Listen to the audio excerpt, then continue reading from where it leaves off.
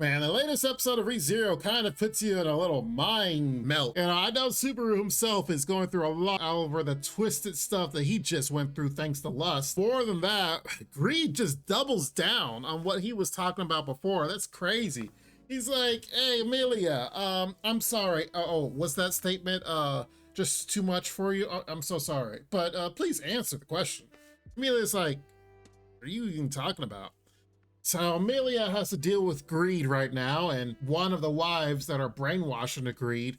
But overall, I kind of feel for Subaru in this one, which, you know, I always feel bad for Subaru because he goes through so much pain. But man, the already healing sore leg gets ripped off. He's just gonna end up dying from blood loss at this point. And not to mention, he gets dropped into the torrent of water that's happening at the end of the episode. He might just, you know, reset. And I was starting to wonder, it's like, why do they show us all these other scenes that's not necessarily happening to Subaru? But it kind of makes sense in the long run. So then that way we as the audience know what's happening to other people if he resets several times. That way we know that, hey, our boy Otto's back and Reinhardt is able to go out and help. Felt, I gotta give it to her. She knocked that dude clean out.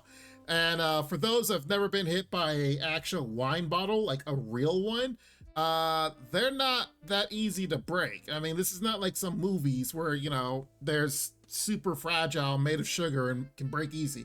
No, a real one, they hurt a lot.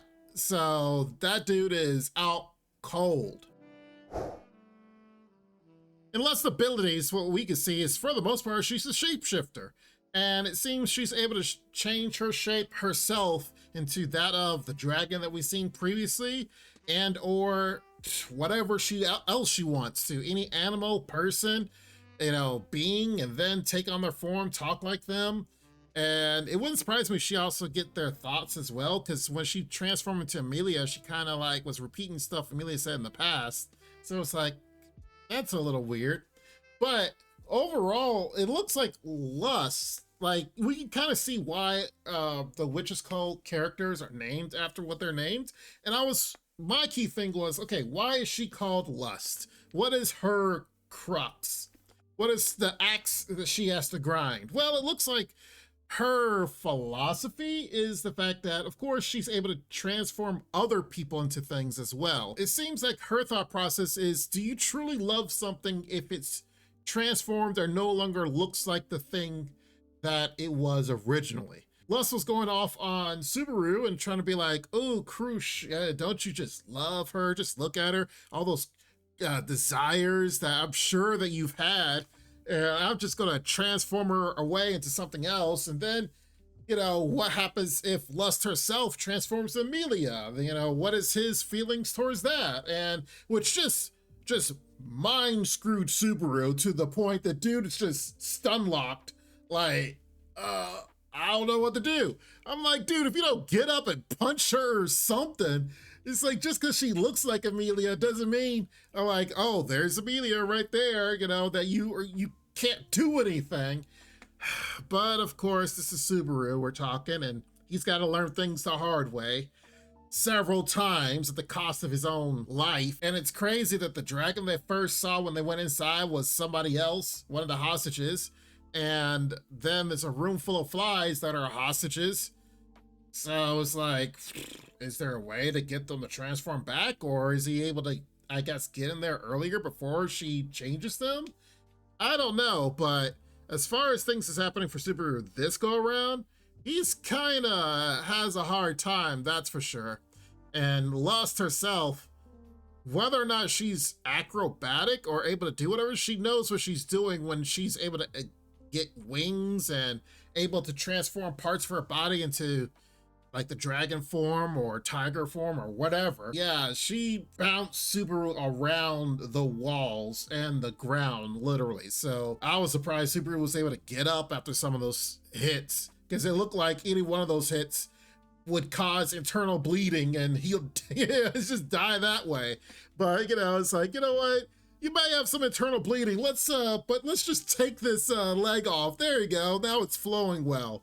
So Subaru is being Subaru and getting thrown around Although I had to hand it to Subaru, he's mastered that whip, so much so that he's able to move around and transport himself with it.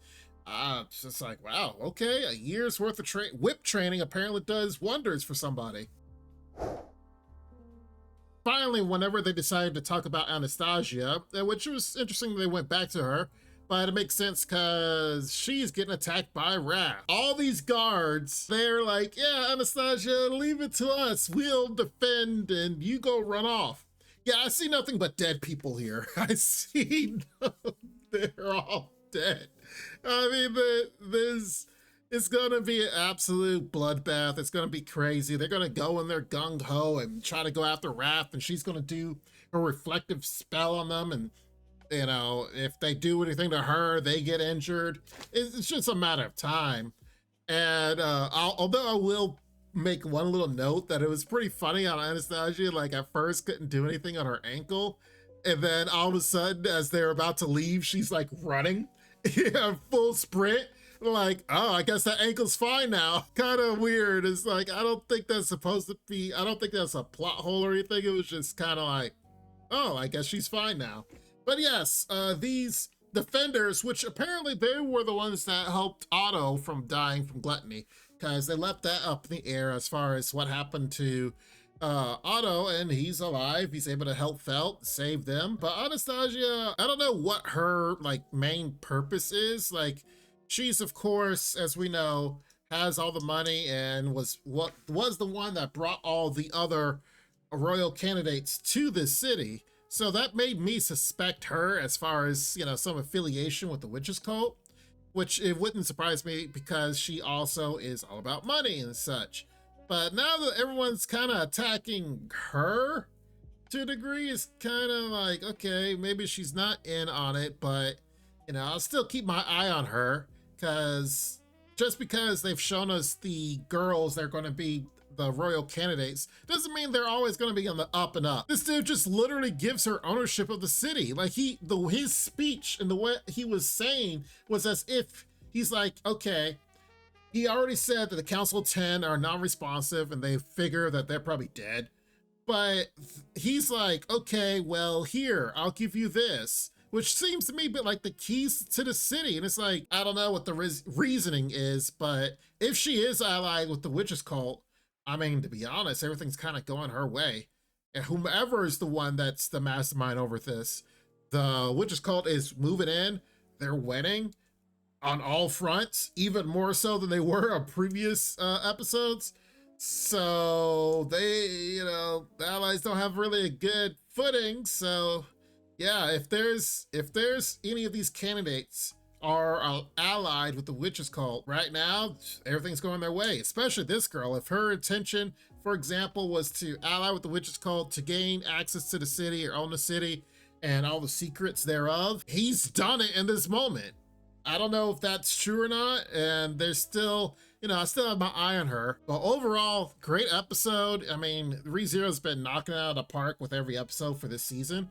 I'm just saddened by the fact that the way that they're doing this, it is 2 curs. And if I remember correctly, it's like 8 episodes and then another 8 episodes. This is episode 5 already, so we'll see what happens as far as for the rest of these episodes. And then, of course, the later ones next year.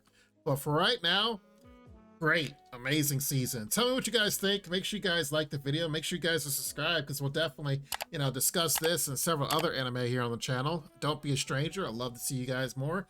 And of course, you can definitely sign up for the Patreon that has all my reactions the moment they happen on there, as well as some unedited gameplay and some other things. Take a look. Link is down below. In the meantime, you guys be safe, take care, and Lord willing, I'll see you next time. Bye-bye for now. And remember, no spoilers. This ain't what you want, bitch, I'm a fucking phenomenon.